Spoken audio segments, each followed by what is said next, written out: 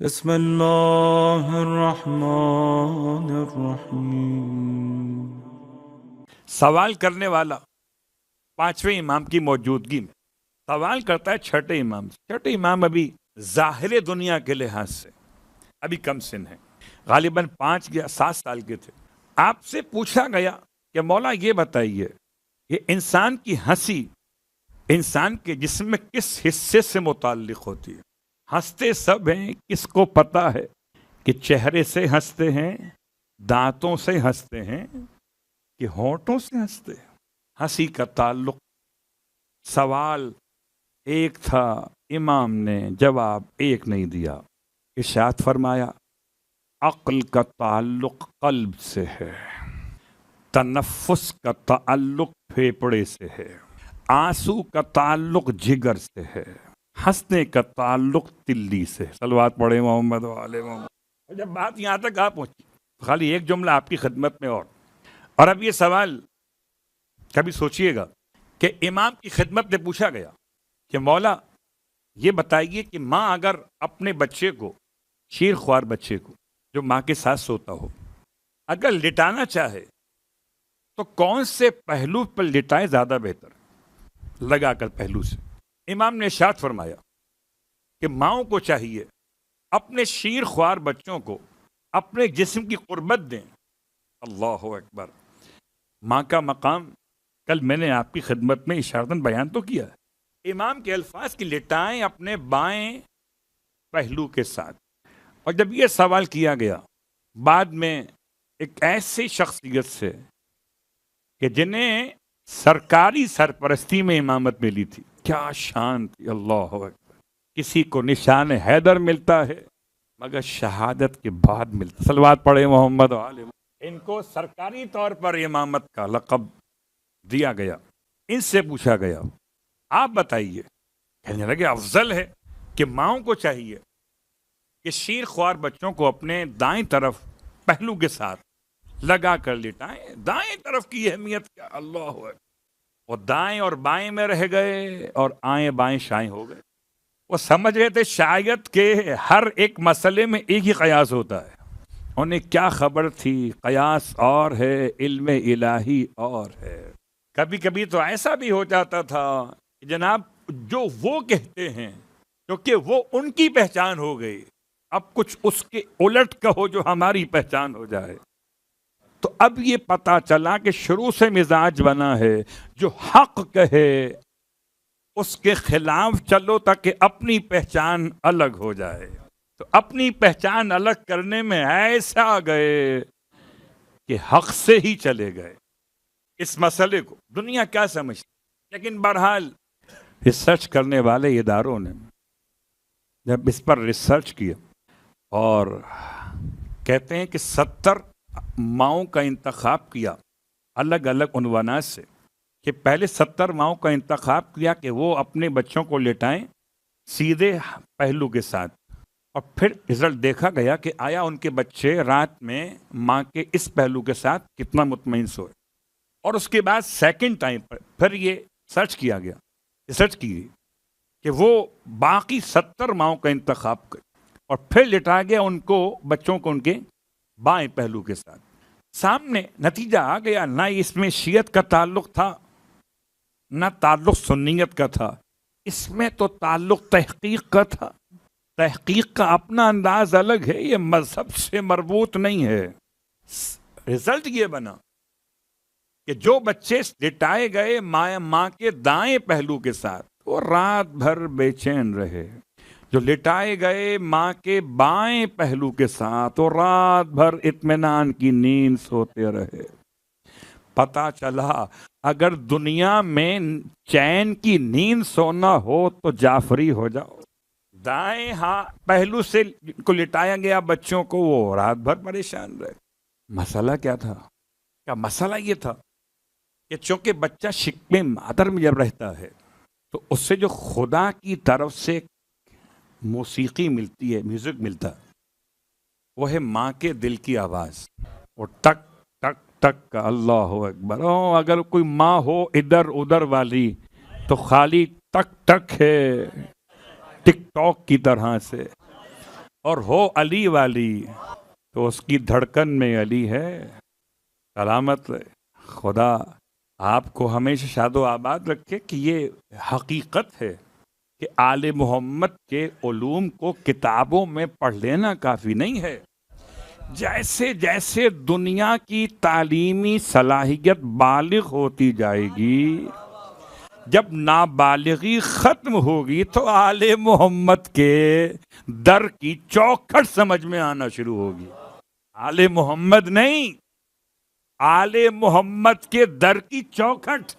تو یہی ایک مثال آپ کی خدمت میں مکمل کرتے ہوئے، اور یہ بہرحال آپ جانتے ہیں کہ دل خدا نے رکھا ہے انسان کے جسم میں، تو رکھا دائیں طرف نہیں ہے، رکھا بائیں طرف ہے. ہو سکتا ہے کسی ایک آدھ کا کیس ہو سکتا ہے کسی ایک آدھ کے دو دل نکل آئیں، وہ الگ بات ہے، مگر دل دو ہوں تب بھی سوچ ایک ہی رہے گی، یا تو علی والا ہوگا یا گلی والا ہوگا.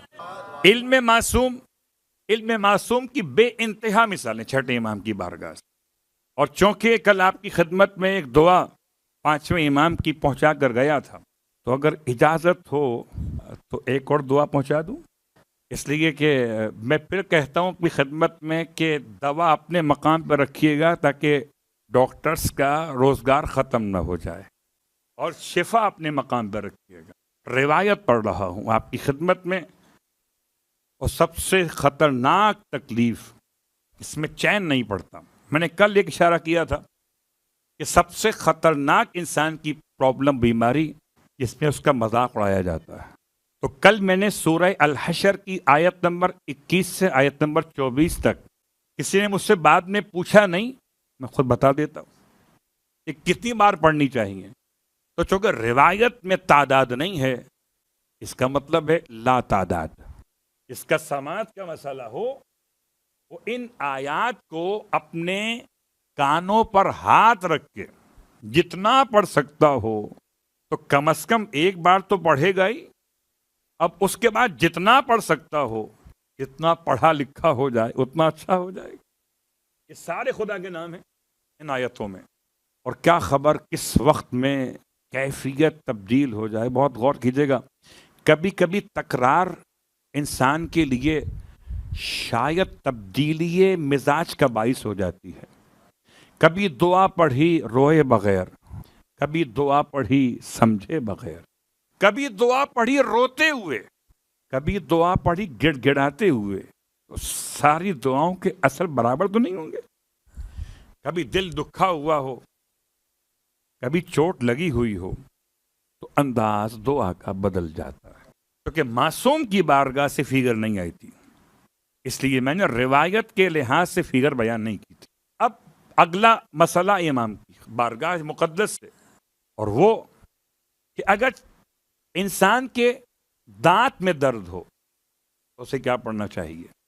میں اس کی پریکٹس پہلے کرتا ہوں، پھر آپ کی خدمت میں عرض کرتا ہوں، اور پہلے خدا سے اپنے لیے خیرات طلب کرتا ہوں، پھر آپ کی خدمت میں برکات پیش کرتا ہوں. تو میں نے سوچا کہ جو مولانا نے فرمایا یہ پڑھیں گے کیسے.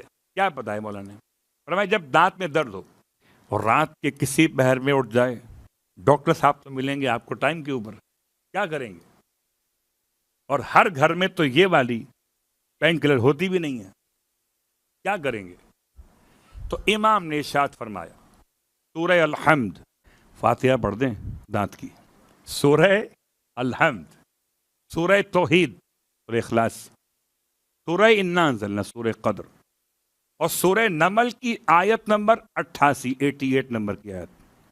ترل جبال کا پہلا لفظ ترل جبال جامدہ، آیت نمبر 88 سورہ نمل کی. یہ 4 چیزوں کی تلاوت ہے، 3 سورے ہیں اور 1 آیت ہے، اور اس میں بھی مولا نے فگر بیان نہیں کی.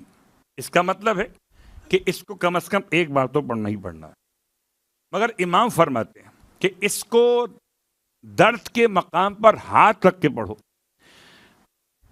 اب میں جب اس دعا کو پڑھنا شروع کیا صورتوں کے ساتھ، اگر میں اپنے ٹیتھ کو تھام کے پڑھتا ہوں تو پڑھوں گا کیسے؟ ادائیگی یہ حروف کے لیے ہونٹوں کی آزادی شرط ہے. کیسے پڑھیں گے؟ تو پھر مجھے سمجھ میں آیا کہ مولا کا اشارہ مقام درد میں باہر کی طرف سے ہے، ورنہ اگر الحمد پڑھیں اور غلط ہو جائے تو پتہ چلا درد کی جگہ بے درد نہ ہو جائے، کہاں نکل جائے گا؟ لہذا تلاوت کے لیے سب سے بہتر طریقہ یہ کہ جس مقام کے درد ہونا باہر سے ہاتھ کو رکھ کر ان چار کی تلاوت کریں، الحمد اور اخلاص اور قدر و سورہ نمل آیت نمبر 88، اور پھر واسطہ دیں امام جعفر صادق علیہ الصلوۃ والسلام.